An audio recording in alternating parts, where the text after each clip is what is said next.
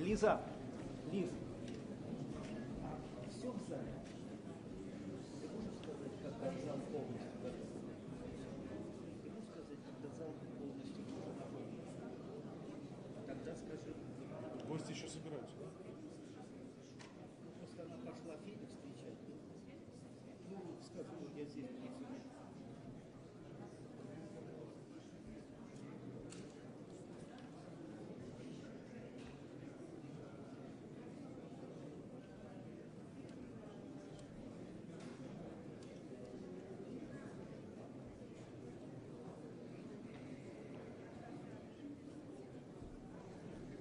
Сергеевич, добрый вечер.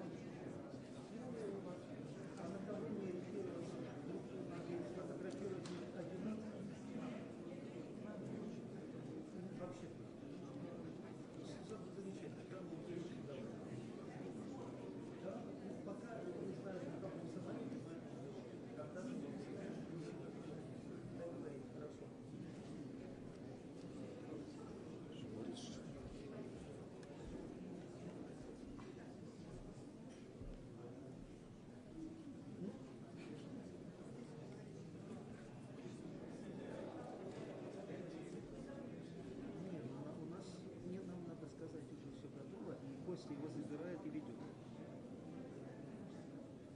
Не тянем, вот заполняем. Да.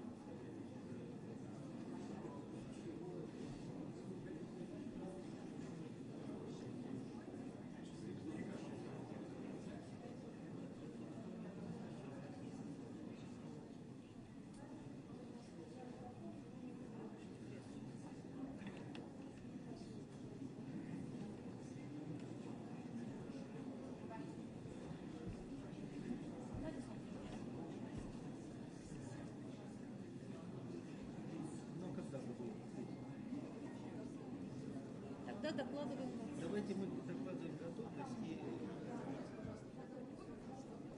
Слушайте, я бы хотел, чтобы вы потихонечку... Да. Еще раз будут эти возможности вообще.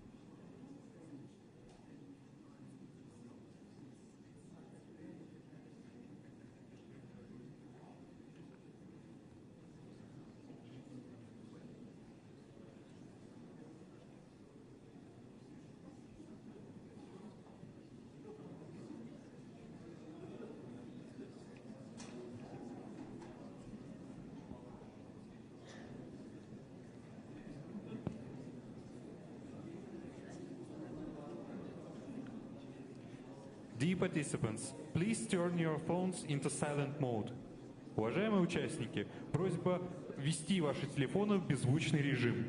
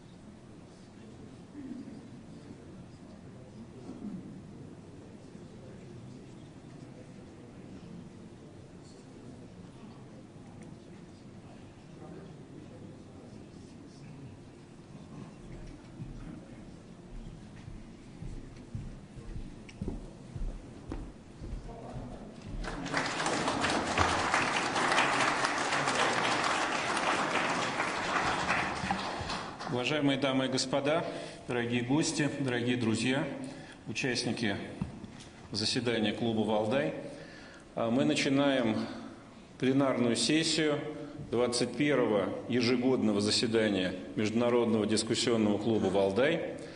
Мы провели 4 восхитительных и наполненных дискуссиями дня, и теперь можем, так сказать, попробовать подвести некоторые итоги. Я приглашаю на сцену президента Российской Федерации Владимира Владимировича Путина. Благодарю вас. Спасибо большое. Спасибо. Спасибо. Благодарю вас. Добрый день, уважаемые дамы и господа, дорогие друзья. Очень рад приветствовать всех вас. All of you at our traditional meeting. I would like to thank you right away for taking part in the heated and meaningful discussions of the Valdai Club. We're meeting on the 7th of November. This is the date of great significance both for our country, one can say, for the whole world. The Russian Revolution of 1917, just like the Dutch Revolution, the English Revolution and the French Revolution back in their day became, to a certain extent, a milestone in the development of humanity, and have largely defined the course of history, as well as the nature of politics, diplomacy, economics, and the social life. We were also destined to live in the times of drastic, essentially revolutionary changes, and not only to make sense, but also to take part directly in the most complex processes of the first quarter of the 21st century. The Valdai Club is almost the same age as our century, and it celebrated already 20 years.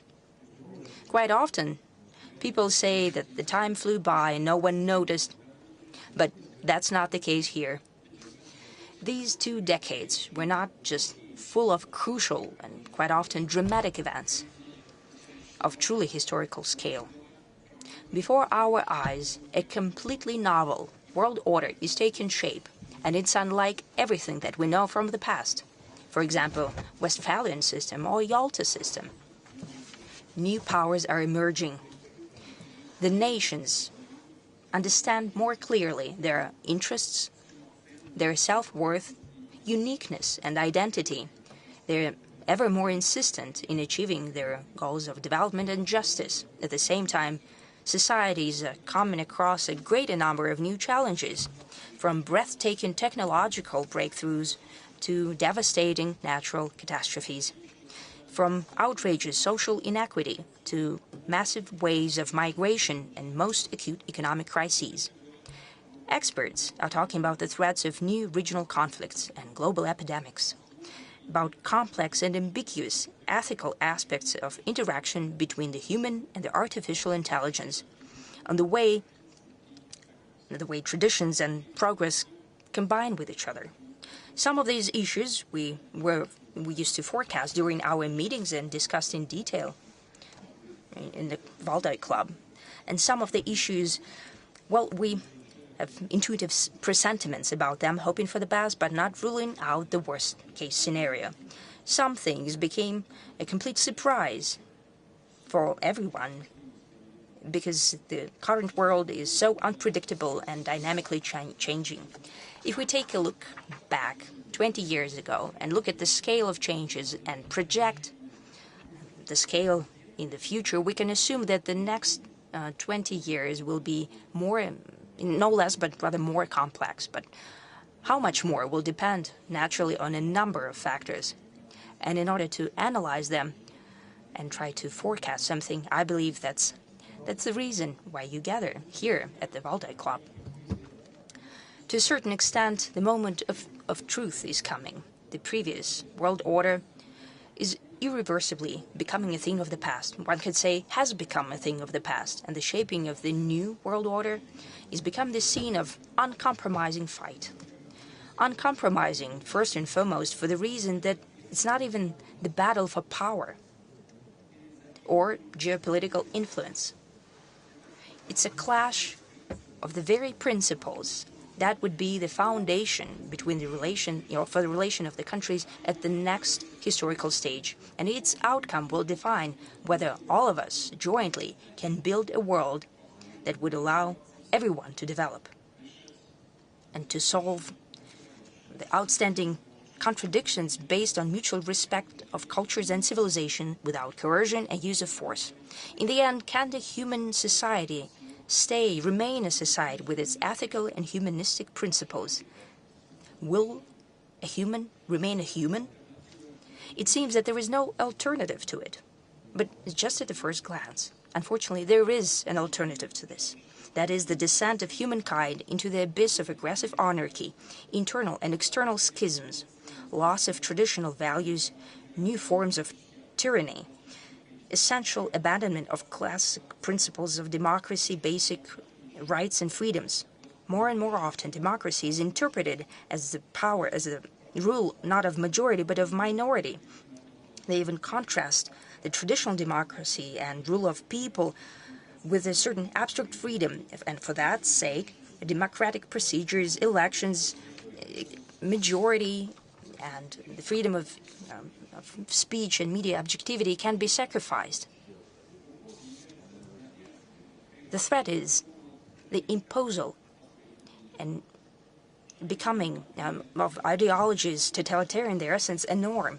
And that's what we see in the Western liberalism that has degenerated into, I believe, in extreme intolerance and aggression towards any alternative, towards any sovereign and independent thought. And today, it justifies neo-Nazism, terrorism, racism, and even mass genocide of civilian population. In the end, that's international conflicts and clashes that might bring about mutual destruction, because the weapons capable of doing that already exists, and it's constantly being improved. It acquires new forms as the technologies develop, and the club of the countries that possess such weapons is becoming wider, and no one can guarantee that in case of avalanche-like increase in threats and final deterioration of legal and moral norms, it would not be used. I have already said that we've come to a dangerous line, and calls of the West to deliver strategic defeat to Russia, a country with the largest arsenal of nuclear weapons, shows extreme adventurism of the Western politicians, at least some of them. Such blind faith in their own impunity and exceptionalism might turn to a global tragedy. At the same time, the previous hegemons used to ruling the world back from colonial times learn, and more often to their surprise, that no one is listening to them. The attempts to maintain the power slipping away through force only leads to overall instability and great tensions, to casualties and destruction, but the result that they're trying to achieve, to maintain their absolute power, such attempts do not ensure success, because the course of history cannot be stopped. Instead of becoming aware of futility of their strive, the objective nature of changes, some of the Western elites are prepared to do everything not to allow for emergence of new international system in line with the interests of the world majority. The policy of the US and their allies in the past years is more and more prominent through the principle, if I can't have it, no one will. If you're not with us, you're against us. Well, this formula is very dangerous, because here and in many countries of the world, there is such a saying that you reap what you sow. The chaos and systemic crisis is already in full swing in those countries that are trying to conduct such a policy. The claims to being exceptional, to being liberal and globalist messiahs, to ideological and military and political monopoly, are depleting those countries more and more that are trying to conduct this policy and pushing the world towards deterioration. It comes in direct contradiction with the true interests of the nations of the US and European countries. I'm sure that sooner or later the West will understand that, because the foundation of its former great achievements was always the pragmatic and sober approach, based on very harsh and at times cynical but rational evaluation of what's happening in their own capacities. And here I'd like to highlight once again, unlike our opponents, Russia does not perceive the Western civilization as an enemy. It does not raise the question, us or them. Who's not with us, he's against us. We never say that. We don't want to pontificate to anyone. We don't want to impose our worldview on anyone. Our position is an open one, and it's the following. The West has accumulated indeed tremendous human, intellectual, cultural, and material resources, thanks to which it can successfully develop, remaining one of the crucial elements of the world system. But it is precisely one of, together with other actively developing countries and states and groups of countries, the notion of hegemony in the new international sphere is off the table. And when Washington and other Western capitals become aware of that and recognize this cold hard fact, then the process of building of the global system in line with the challenges of the future will finally enter the phase of true constructive building. I hope to God that it will happen as soon as possible. It is in common interests, also in the interest, and first and foremost, in the interest of the West. As of now, everyone who is interested in the creation of a just and viable world have to spend too much effort on overcoming the destructive actions of the West, clinging to their own monopoly. It's apparent that it's happening, and everyone can see that. In the West, in the East, in the South, and everywhere. They're trying to keep their power and monopoly. These are apparent things. These efforts could have been directed with much greater use and result to solving common problems that indeed concern everyone. Demographic problems, social inequality, climate change, food security, healthcare, new technologies. That's what we could think about it. What we all truly need to work on. Today I will allow myself several philosophical asides, since this is a discussion club. Then I hope that will follow in the vein of the discussions that were happening here before. I have already said that the world is changing drastically and irreversibly. It is unlike the previous version of world order. Due to the combination of parallel coexistence of two seemingly mutually exclusive phenomena, a fast, rapidly growing conflict potential and fragmentation of political, economic, and legal field on the one hand, and the maintaining close interconnectedness of the whole world space on the other hand, it can be perceived as counterintuitive because we're used to the fact that such trends usually follow one another and substitute one another. Century after century, the times of conflict and breaking off ties are replaced by more beneficial periods of cooperation. That is the dynamic of development of history. It seems that it doesn't work today. But let's start to maybe have a bit of a discussion about it. Most acute and principled, emotionally charged conflicts naturally significantly complicate the global development but did not put an end to it. Instead of chains of cooperation destroyed by political means and even military means, appear another, more complex, sometimes less linear, but they maintain economic and social ties. We have seen that in the previous years. Quite recently, the so-called collective West made an unprecedented attempt to banish Russia from the global system of economic and political system. The number of sanctions and punitive measures against our country is unprecedented in history. Our opponents assumed that they would deliver to Russia a devastating blow and knockout, something that it would not bounce back from. It would stop being one of key elements of international system. I think there is no need to remind you of what happened in reality.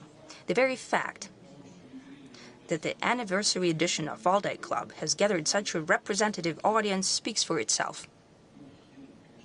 Well, it's not a matter about Valdai, it's about the reality that we're living in right now, and in which the conditions which Russia lives in, and the world needs Russia, and no decisions by Washington or Brussels, alleged masters, cannot change it. The same applies to their other decisions. Even a well-trained swimmer cannot swim across to a strong current regardless of tricks and doping that it uses. As for the global policy and the current it is taking, it's contrary to the strives of the West, from the outgoing hegemonic world to the upcoming diversity. This is an apparent thing. As we say, well, it doesn't take a smart man to say it. Let's go back to the dialectics of history and change of era of conflict and cooperation. Is indeed the world such that this theory it does not work in practice? Let's take a look at what's happening today at a different angle. What is the essence of the conflict and who's taking part in it? Since the mid-past century, when through joint effort and a tremendous price, it was possible to overcome Nazism, the most nefarious and aggressive ideology that was the fruit of most acute contradictions of the first half of the 20th century. The humanity was faced with a task to avoid the repetition of such phenomenon and the world wars. Despite all zigzags and local skirmishes, the overall direction was defined back then.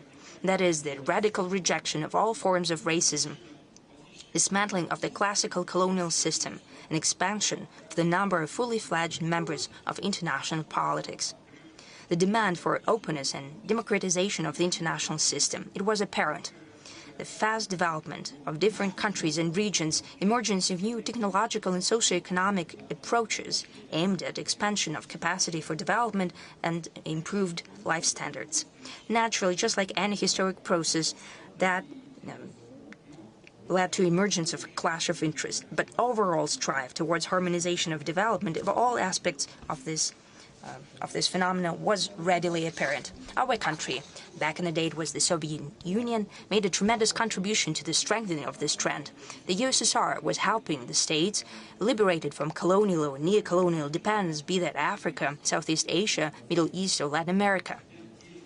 And I'd like to remind you separately that it was the Soviet Union that in the mid-80s of the past century advocated for the end of ideological confrontation and overcoming the heritage of the Cold War, the end of the Cold War per se, and later overcoming its heritage and those barriers that stood in the way of the unity of the world and its comprehensive development.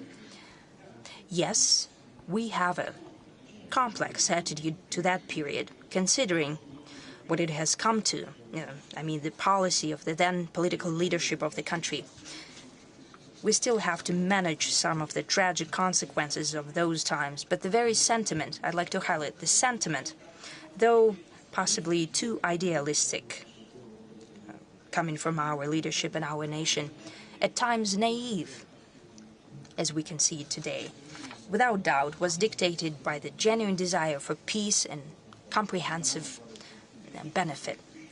That is historically typical for the nature of our nation and its traditions and systems of spiritual and moral values. Why did such commitments lead to an opposite result? That's the question. Well, we know the answer. I've mentioned it many times before, this way or another, because the other side of ideological standoff perceived what was happening in history not as a chance to rebuild the world with a new, just basis and principles, but as their own triumph, as a surrender of our country to the West. And that means they perceived it as an opportunity to use the right of the victor and to establish their complete domination. I spoke about it at times. I will just give you an aside without giving the names. But at the end of the 90s, one of the political figures of the U.S. said back at the time, now we'll treat Russia not as a defeated opponent, but as a blunt instrument in our hands. That was their idea, their notion. They didn't have the width of vision or overall manners. They didn't understand what was happening. They didn't understand Russia. The way the West falsely and to their own benefit interpreted what it believed to be the outcome of the Cold War, the way it started to retailer the world for itself, its brazen and unchecked geopolitical greed. These are the true reasons for conflicts of our historical era, starting with the tragedy of Yugoslavia, Iraq, Libya, today of Ukraine and the Middle East. The Western some of the Western elites believed that the monopoly that emerged, their monopoly, the moment of unipolarity in ideological, economic, political, and even, to a certain extent, military and strategic sense, is the actual point of destination, the end of it. Stop for a moment, and it is beautiful. As they conceitedly said back then, it was the end of history. It is unnecessary to explain in this audience how myopic and false this notion was. The history did not come to an end. On the contrary, it entered a new phase. It's not about the fact that some nefarious enemies, competitors, saboteurs stood in the way of the West in establishing their system of global power. Let's speak frankly. After the USSR disappeared and the model of Soviet socialist alternative disappeared as well, many in the world first believed that the monopoly system is here to stay, almost forever. And they just need to adjust to it. But it started to crumble on its own under the weight of ambition and avarice of the Western elites. And when they saw that even within that system that they have tailored to their own needs, after the Second World War, naturally, we have to admit it, the victors created the Yalta system for their own needs, and after the Cold War, the alleged victors in the Cold War started to tailor the world for themselves, adjusting the Yalta system. That's the issue. The system that they created by their own hand is now successfully being used by others. There are now new leaders within that system.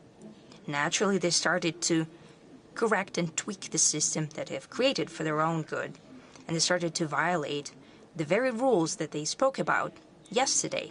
They started to change the rules set by themselves.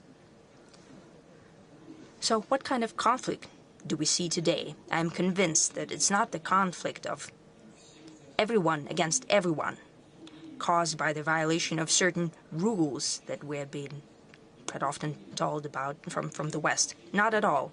We see the conflict between the overwhelming population of the planet that wants to live and develop in an interconnected world of tremendous number of opportunities, and the global minority concerned by one thing, as I have already said, maintaining their domination.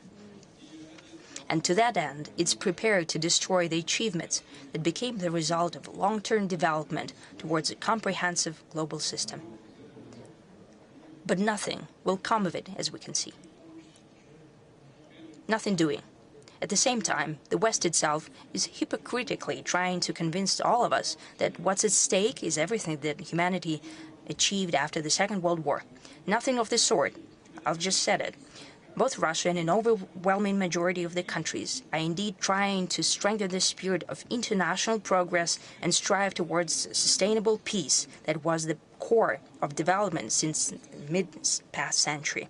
At stake is the very different thing, the monopoly of the West that emerged after the dismantling of the Soviet Union, that was acquired for a time during the end of the 20th century. Yet again, I like to highlight, and everyone present here understand, that any monopoly, as we know from history, comes to an end sooner or later. There could be no illusions here. A monopoly is a bad thing, even for the monopolists themselves. The policy of the elites of the collective West, of a powerful but rather a limited club as for the number of participants, is not looking forward, not aimed towards constructive building, but it's looking backwards, trying to maintain advantage. Any sports fan, not even talking about professionals in sports, in hockey, in all types of martial arts, they know that trying to simply maintain the advantage is always a losing game. Going back to the dialectics of history, we can say that parallel existence of conflict potential and the strive towards harmony is naturally unsustainable. The contradiction of the era sooner or later will come to a head through a synthesis and a transition to a new quality. When we enter this new phase of development and building of new global architecture, it's important for all of us not to repeat the mistakes of the end of the past century. As I've said before, back then, West tried to impose on everyone there, I think, a deeply amoral model of exiting the Cold War, wrought with new conflicts.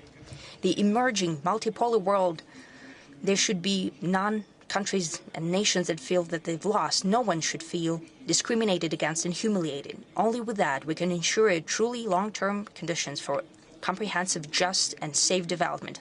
The strive towards cooperation and interaction is now, without doubt, gaining the upper hand, overcoming most acute situations. We can boldly say that it is indeed the international mainstream and the course of events. Naturally, being at ground zero of tectonic shifts caused by sea changes in the global system, it's hard to forecast the future. But as we know, the general direction of change from hegemony to a complex world of multilateral cooperation, we can try to draw certain outlines of the future. Speaking at the Valdai Forum last year, I have spoken about 6 principles that we believe should be the foundation for relations at the new historical stage. The events and the time that has passed since then, I believe, only confirmed that the proposed notions were both justified and well-founded. I will try to build on them. Number 1, openness towards cooperation is a crucial value for an overwhelming majority of countries and nations. Attempts to build artificial barriers are vicious not only through the fact that they stand in the way of normal and beneficial economic development for everyone. Disconnection of ties is especially dangerous during natural disasters and social and political shocks, which is unfortunately the way of life.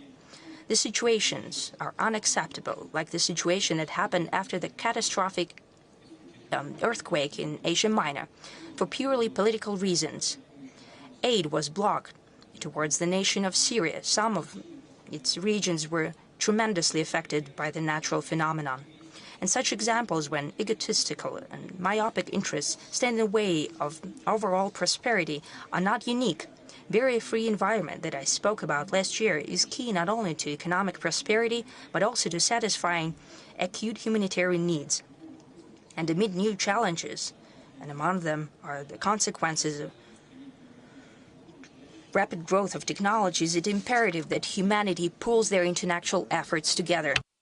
It's telling that today openness is currently mostly being opposed by those who just recently, yesterday, as it were, used to call themselves its greatest champions. Today, the very same forces and people are trying to instrumentalize restrictions to exert pressure on those who think differently. But this is not going to work due to the very same reason. An overwhelming world majority favors openness without any politicization.